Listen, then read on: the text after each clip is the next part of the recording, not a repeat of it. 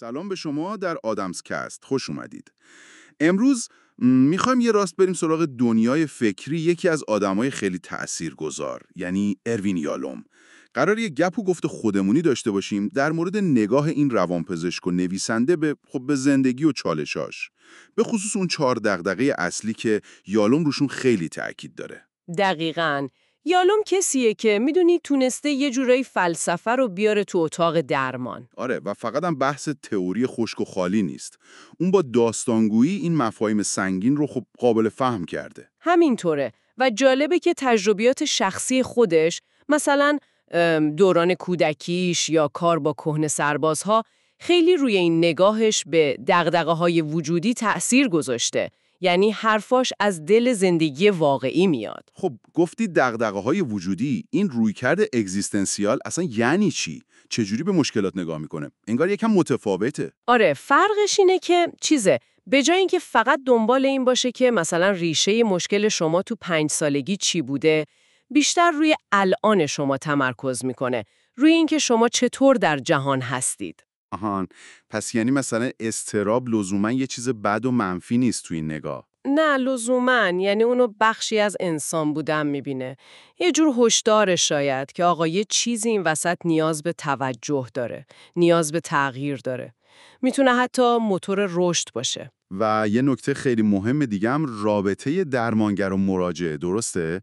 اون فضای خاصی که میگن من و تویی. دقیقاً.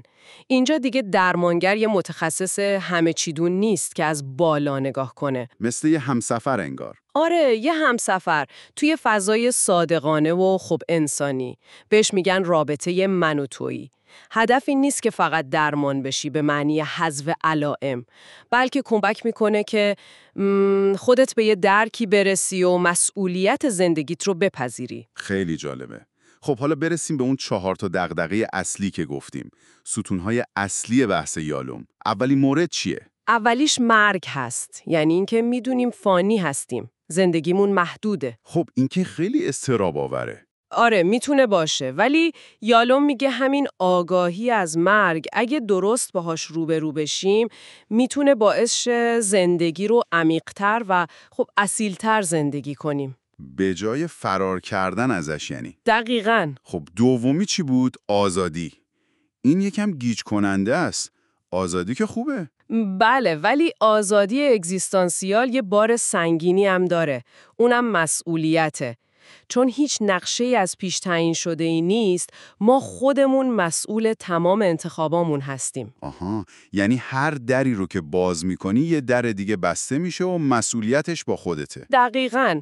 و این میتونه خیلی اضطراب ایجاد کنه.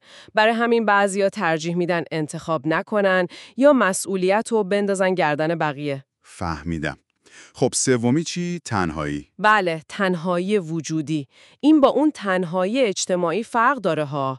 یعنی حتی وقتی تو جمع هستیم، حتی کنار عزیزترین هامون، ته تهش یه حس جدایی بنیادین هست. یعنی هیچ کس نمیتونه دقیقاً جای ما باشه. همینطوره، تجربه زیسته ما منحصر به خودمونه. راه مقابلش هم به نظر یالوم فرار نیست، بلکه پذیرش این واقعیت و بعد تلاش برای ساختن ارتباط اصیل با دیگران. ارتباط اصیل یعنی چی دقیقاً؟ یعنی رابطه‌ای که توش هر دو طرف خودشون هستن، با احترام به فردیت هم. نه اینکه بخوایم تو دیگری حل بشیم یا اون رو کنترل کنیم. خب، و میرسیم به 4مین دغدغه، پوچی یا بی‌معنایی. آره، اینکه جهان خودش به خودی خود یه معنای مشخص و از پیش آماده به ما نمیده. پس تکلیف چیه؟ تکلیف اینه که خب خودمون باید برای زندگیمون معنا خلق کنیم. این چالش ماست. این جستجوی معنا، این تلاش برای پیدا کردن چیزهایی که برامون ارزشمنده، خودش میتونه خیلی رضایت بخش باشه. پس اون حس پوچی هم میتونه مثل یه زنگ خطر باشه که بگه باید دنبال معنا بگردی؟ دقیقاً، مثل یه قطب نما عمل میکنه انگار. پس اگه بخوایم یه جمع‌بندی خیلی کوتاه بکنیم، نگاه اگزیستانسیال یالوم میگه به جای فرار از این 4 واقعیت بزرگ، یعنی مرگ، آزادی و مسئولیتش، تنهایی وجودی و چالش بی‌معنایی، باید آگاهانه باشون روبرو بشیم. همینطوره. اینجوریه که میتونیم به یه زندگی عمیق‌تر و شجاعانه‌تر برسیم. هدف حذف اینا نیست پس، چون نمیشه اصلاً. نه نمیشه. اینا جزئی از انسان بودن ما هستن. هدف اینه که یاد بگیریم چطور باهاشون باشیم. چطور از دل همینها رشد کنیم و معنا پیدا کنیم. مطمئناً حرفای خیلی بیشتری هست که میشه زد، مخصوصاً در مورد راهکارهای عملی‌تر مواجهه با اینا. آره قطعاً که حتماً تو گفتگوهای بعدی آدامسکست بیشتر بهشون میپردازیم، ولی فعلاً شاید بد نباشه شما هم به این فکر کنید.